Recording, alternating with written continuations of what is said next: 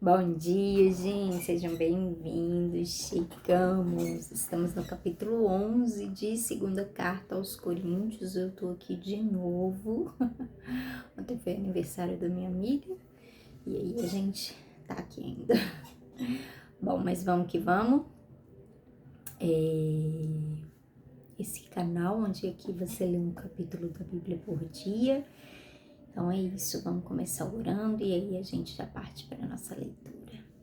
Bem, Deus, obrigada pelo dia de hoje, Paizinho, obrigada pela finalização de mais um mês, pelo início aí de uma semana, Deus, um pouquinho mais curta, talvez por ontem, para alguns, né? Mas em nome de Jesus te convidamos, Deus, te agradecemos por esse primeiro semestre, hoje se encerrando. Queremos entregar em tuas mãos o que foi, o que já aconteceu, o que não deu para ser feito, o que não foi conforme o nosso esperado, sabe, Deus? Mas sabemos que o Senhor está no controle de todas as coisas. Te agradecemos pelas coisas que deram certo, por tudo aquilo que o Senhor nos ajudou, nos abençoou, nos surpreendeu. Muito obrigada por esse primeiro semestre de 2026. Vai conosco para o segundo. Desde já te apresentamos ele, em nome de Jesus, Pai. Obrigada porque até aqui nos ajudou o Senhor. E se o Senhor continuar sendo o nosso Deus, o nosso Senhor, o nosso Salvador, sabemos, Deus, que não temeremos o futuro, não precisamos temer, porque o Senhor já está nele, o Senhor já está no nosso amanhã, o Senhor já está no nosso próximo semestre, próximo ano, próximo quanto tempo tivermos aí de vida. Deus, em nome de Jesus, sustenta-nos, nós te convidamos, conclamamos, dizemos que nós precisamos de Ti, nós precisamos de Ti, nós precisamos de Ti, Jesus, nos ajude, fica conosco, não nos deixe cair em tentação. Em nome de Jesus, nos dá a Tua palavra a cada dia, faz com que ela cresça em nossos corações, mesmo quando não tivermos com elas em mãos, Deus, em nome de Jesus, que tenhamos ela no nosso coração. Obrigada por essa oportunidade de estar lendo a Tua palavra, de ter acesso a ela. Obrigada pela oportunidade de poder compartilhar de uma maneira livre. Deus, muito obrigada por cada igreja, por cada pastor que se compromete, cada pastor sério que o Senhor tem dado a essa nação. Muito obrigada, Deus, que vivamos conforme a Tua palavra, a Tua justiça, as Tuas obras, Senhor, que são divinas, perfeitas, em nome de Jesus. Nós te agradecemos e te convidamos para este momento de leitura do capítulo 11 de segunda carta aos Coríntios, em nome de Jesus. Eita, gente! Primeiro semestre se foi. Estamos quase entrando aí no segundo. Segundo semestre tá cheio de desafio pra gente, né? O primeiro deles é finalizar a nossa leitura. Se Deus quiser, vamos chegar lá. Gente, minha blusa tá amassada, que horror. Ela tava dentro da bolsa também. Fica só aí peregrinando pela terra. Tô parecendo um nômade. Fica pra lá e pra cá. Enfim, gente, é isso. Vamos começar a consagrar o nosso segundo semestre. Confesso, estou preocupada com tudo. Com a Copa nem tanto. Ontem, pra mim, a Copa já valeu, gente. A Copa ontem foi linda. Mas eu amei aquela virada, eu amei, que mais? Eu amei a garra que aquele povo teve para defender ali a nossa seleção, a nossa blusa, né? Mas segundo semestre nós temos aí o desafio das eleições e eu quero desde já que a gente comece a gerar e a orar e a consagrar isso a Deus. Eu não sei de que partido você é, eu não sei que lado você apoia, mas eu te convido a convidar o Senhor, eu te desafio a convidar o Senhor para fazer parte disso, sabe? Porque em nome de Jesus, gente, a gente Que seja um segundo semestre de bênção, sabe? Que seja um segundo semestre novo, que Deus esteja preparando um tempo novo para o Brasil.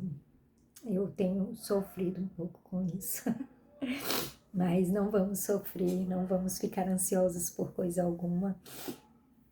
Vamos entregar tudo nas mãos do Senhor, porque Ele é o dono de todas as coisas, Ele sabe, Ele pode, e Ele é quem escolhe, Ele é quem abate, Ele é quem levanta, não é verdade? Então, mas é isso, a pessoa já tá chorando, socorro. Vamos, gente, vamos ler, que é o mais importante. E a gente fazer a nossa parte, né, no nosso trabalho, nas nossas funções diárias, no nosso dia a dia, com a nossa família, crie filhos fantásticos para a glória de Deus, sabe? Desenvolva, direcione eles no caminho do Senhor. E nós somos a parte mais importante do nosso país, né, gente? Então, um homem apenas não pode definir todas as coisas. Então, é isso. E se a gente tiver o Senhor, a gente tem tudo. Tem o maior de todos ao nosso lado, amém? Então, vai dizer assim: eu gostaria que vocês me suportassem mesmo quando sou um tanto louco. Por favor, me suportem. O mesmo zelo que Deus tem por vocês, eu também tenho. Porque vocês são como uma virgem pura que eu prometi dar em casamento somente a um homem que é Cristo. Pois assim como Eva foi enganada pelas mentiras da cobra, eu tenho medo de que a mente de vocês seja corrompida e vocês abandonem a devoção sincera e pura a Cristo. Porque vocês suportam com alegria qualquer um que chegue e anuncie um Jesus diferente daquele que nós anunciamos, e aceitam um espírito e um evangelho completamente diferentes do espírito de Deus e do evangelho que receberam de nós. Eu não acho que tenho menos valor do que esses tais superapóstolos. Talvez eu seja um principiante no falar, mas só no conhecimento. Mas no conhecimento eu não sou. Sempre, em todas as situações, temos dado provas disso a vocês. Quando anunciei a vocês a boa notícia de Deus, fiz isso completamente de graça. Eu me humilhei para engrandecer vocês. Será que houve algum mal nisso? Enquanto estive trabalhando entre vocês, fui pago por outras igrejas. Por assim dizer, eu estava roubando delas para ajudar vocês. E durante o tempo em que estive com vocês, quando precisava de alguma coisa, não incomodava ninguém, pois os irmãos que vieram da Macedônia me trouxeram tudo que eu precisava. O que aconteceu no passado e acontecerá no futuro é isto: eu nunca exigirei que vocês me ajudem. Pela verdade de Cristo, a qual está em mim, eu garanto que ninguém, em lugar nenhum da Acaia, tirará de mim este orgulho de anunciar o Evangelho sem cobrar nada. Por que estou dizendo isso? Será que é porque não amo vocês? Deus sabe que os amo. O que estou fazendo agora vou continuar a fazer a fim de evitar que aqueles tais apóstolos tenham motivo para se gabar e dizer que fazem um trabalho igual ao nosso. Aqueles homens são apóstolos falsos e não verdadeiros. Eles mentem a respeito dos seus trabalhos e se disfarçam, apresentando-se como verdadeiros apóstolos de Cristo. E isso não é de admirar, pois até Satanás pode se disfarçar e ficar parecendo um anjo de luz. Portanto, não é nada demais que os servidores dele se disfarcem, apresentando-se como pessoas que fazem o bem. Mas no fim eles receberão exatamente o que as suas ações merecem. Repito, ninguém deve pensar que estou louco. Mas se vocês pensam isso, então me recebam como louco para que assim eu tenha alguma pequena coisa de que me gabar. De fato, o que estou dizendo agora não é que o Senhor me mandou dizer. Quanto ao eu me gabar, eu estou realmente falando como louco, já que existem tantas pessoas que se gabam por motivos apenas humanos, eu também vou me gabar de mim mesmo. Vocês são tão sábios e suportam de boa vontade os loucos, toleram os que mandam em vocês e exploram vocês. Tolera os que enganam, os que tratam com desprezo e os que lhes dão bofetadas. Tenho até vergonha de confessar que nós fomos tímidos demais e não fomos capazes de fazer coisas como essas. Mas, se o outro se atrevem a se gabar de alguma coisa, eu também vou me atrever, embora isso seja uma loucura. Eles são hebreus, eu também sou. Eles são israelitas, eu também sou. Eles são descendentes de Abraão? Eu também sou. Eles são servos de Cristo? Mas eu sou um servo melhor do que eles, embora ao dizer isso eu esteja falando como se fosse louco, pois eu tenho trabalhado mais do que eles e tenho estado mais vezes na cadeia. Tenho sido chicoteado muito mais do que eles e muitas vezes estive em perigo de morte. Em 5 ocasiões, os judeus me deram 39 chicotadas. 3 vezes os romanos me bateram com porretes e uma vez eu fui apedrejado. 3 vezes o navio em que eu estava viajando afundou e numa dessas vezes passei 24 horas boiando no mar. Nas muitas viagens que fiz, tenho estado em perigos de inundações e de ladrões, em perigos causados pelos meus patrícios, os judeus, e também pelos não-judeus. Tenho estado no meio de perigos nas cidades, nos desertos, em alto mar e também em perigos causados por falsos irmãos. Tenho tido trabalhos e canseiras, muitas vezes tenho ficado sem dormir, tenho passado fome, sede, tem me faltado casa, comida, roupas. Além dessas e de outras coisas, ainda pesa diariamente sobre mim a preocupação que tenho por todas as igrejas. Quando alguém está fraco, eu também me sinto fraco, e quando alguém cai em pecado, eu fico muito aflito. Se existe motivo para eu me gabar, então vou me gabar das coisas que mostram a minha fraqueza. O Deus e Pai do nosso Senhor Jesus, o Deus que é bendito para sempre, sabe que não estou mentindo. Quando estive na cidade de Damasco, o governador nomeado pelo rei Aretas pôs guardas nos portões da cidade para me prenderem. Porém, os meus amigos fizeram com que eu descesse num grande cesto por uma abertura da muralha e assim escapei do governador. Eita! Então, capítulo 11 de Paulo, gente, eu quero destacar algumas coisas com vocês. Primeiro, sabe quando você é um pai decente que ama sua filha com todo o seu coração, que você criou aquela menina preciosa e tá querendo entregar ela de uma maneira pura, tipo, você só vai entregar ela para outra pessoa cuidar, para um marido no caso, se for uma pessoa ok, né? É uma pessoa assim que vai tratar ela do seu jeito. E aí você começa a formar a melhor mulher da face da terra, a melhor noiva, a melhor esposa, a melhor mãe de filhos da face da terra para ela constituir a sua família. Dizem que um bom pai não é aquele que protege, que cuida, que, né, tá ali. Um bom pai é aquele que forma um outro bom pai.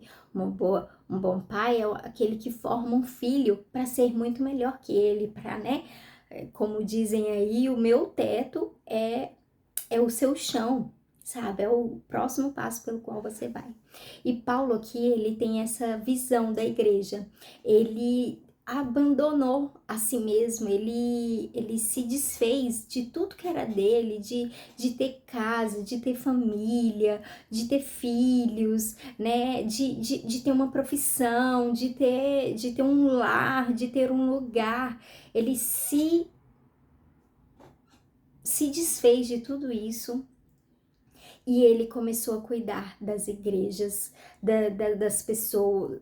Então, assim, isso para ele era a filha dele para ele entregar para Cristo, a noiva de Cristo, como ele vai dizer aqui logo no princípio. Então, ele estava fazendo de tudo por aquilo. Mas existia algumas pessoas que estavam deixando ele maluco, assim como os lobos na pele de ovelha que vêm para atacar suas filhinhas, aqueles bons moços que você tá vendo que ele tá sendo cínico, que ele vai enganar sua filha, que meu Deus, e a sua filha tá deixando ser enganada, né, por aquele mau elemento. E aí existiam essas pessoas fazendo isso com as igrejas, né? Os falsos apóstolos, falsos mestres, falsos profetas, né? E aquelas pessoas estavam se enganando. Então aqui ele vai falar, gente, acorda, eles são falsos, eles se dizem super apóstolos, eles estão aí pintando o quadro bom de si mesmo, eles estão falando que eles são hebreus, que eles são israelitas, que eles são descendentes de Abraão. Deixa eu falar uma coisa, eu sou também, eu vim da tribo de Benjamim, se eu não me engano, Paulo é da tribo de Benjamim, é? Não sei, não lembro, eu acho que eu sou né? Eu sou israelita, eu sou hebreu, eu sou descendente de Abraão, eu sou tudo que eles são. Ah, eles estão falando que eles são descendentes de Cristo, eles são discípulos de Cristo? Vamos ver quem ganha essa batalha? Então vamos lá. Quantas vezes vocês foram presos? Pois é, porque eu fui muitas. Quantas vezes vocês foram chicoteados? Pois é, 3 vezes eu levei o máximo de chicotadas possível, conforme diz lá na lei de vocês, em Deuteronômio, eu até anotei não, tem aqui na minha referência, Deuteronômio 25, capítulo 25, versículo 3. Tá falando que o máximo de chicotada que uma pessoa podia levar era 39 chicotadas, não deveria chegar a 40, porque isso era uma humilhação pública, né? E isso normalmente era dado a assassino, a pessoas homicidas, mas não. Paulo levou essas chicotadas pela igreja muitas vezes. E aí ele vai dando aqui relato de um monte de coisa pelo qual ele passou para fazer de tudo por aquelas pessoas, por aquela filhinha dele, por aquela, né, pela igreja de Jesus. Paulo queria entregar uma igreja santa, então ele conclama aquela igreja, gente, para com isso, para de se enganar, sabe? Vocês estão aceitando qualquer um com qualquer mensagem, com qualquer evangelho, por favor. Vocês precisam amadurecer nisso, na palavra, no entendimento, no discernimento de Cristo, no Espírito, em tudo isso. E é isso, eu não vou me alongar muito, porque meu tempo já se esgotou e eu acho que já deu pra gente compreender. É isso. Às vezes eu me identifico com o Paulo, já falei, né, sobre isso aqui. Uma das coisas, eu vou finalizar aqui, vou passar um pouco do meu tempo. Uma das coisas que assim que eu me converti, eu nunca queria ser, era Paulo. Falei, nossa, eu nunca quero ser esse cara sofre demais, meu Deus do céu. E ele, para completar, ele ainda não tem família, nunca casou, né? E tal. Então eu falei, não quero ser Paulo. Hoje em dia eu me sinto um pouco Paulo, não por vontade própria, mas eu acho que a vida me conduziu a esse caminho. Então eu tenho um grande amor, um grande apreço, uma grande vontade de que a igreja seja constituída aí de maneira, sabe, madura, fiel. Eu tenho trabalhado um pouco por isso. Isso que eu faço aqui é um pouco dessa forma que eu encontrei aí, de poder amadurecer a igreja, de trazer a palavra, a verdade do Senhor para que os falsos mestres, profetas ou falsos apóstolos não nos confundam, né? Então que a gente aprenda aqui. E é isso. E aí acabou que, né, com essas pessoas Deus reserva, coloca num lugar separado ali, onde a gente não tem outras distrações senão cuidar das coisas dele. Então é por isso que eu me sinto um pouquinho Paulo, então me recebam também, né, com os meus sofrimentos. Ele vai falar aqui que também passa por muita dificuldade. Nossa, nesses 4 anos eu não lembro, sabe, quando, tipo, eu passei por tanta coisa assim, e teve uma época que eu, né, não tentei ganhar dinheiro com a palavra, mas tipo, eu saí do meu trabalho para viver para isso, e por não conseguir, eu continuei mesmo assim, sabe? Eu faço aí, não somente aqui, mas na igreja, com os amigos, com tudo que me peçam assim, o tempo todo eu estou concentrada em levar as pessoas em direção a Cristo. E é isso. Então, tem gente que vive sim por isso, tem gente que vive, sabe, por essa causa, porque entende que é uma causa muito nobre. E aí a gente sofre, e aí a gente passa por poucas e boas, mas são pessoas assim que são consideradas fiéis e, enfim, a gente tá de olho naquilo que foi colocado nas nossas mãos pra gente poder apresentar a Cristo. É isso. Contando um pouquinho sobre mim. Deus abençoe, gente. Tchau, tchau.